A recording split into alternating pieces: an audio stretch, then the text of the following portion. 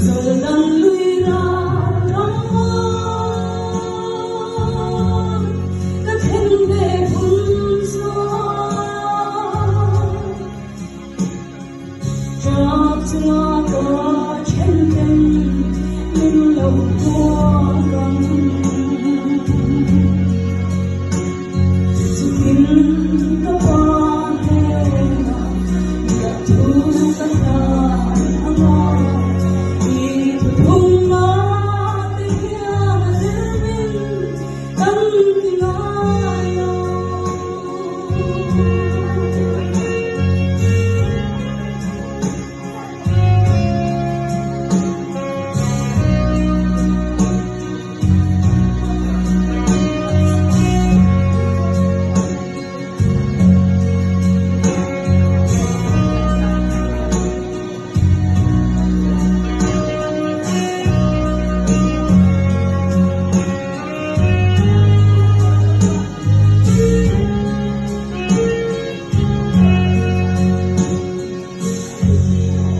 irong min tiếng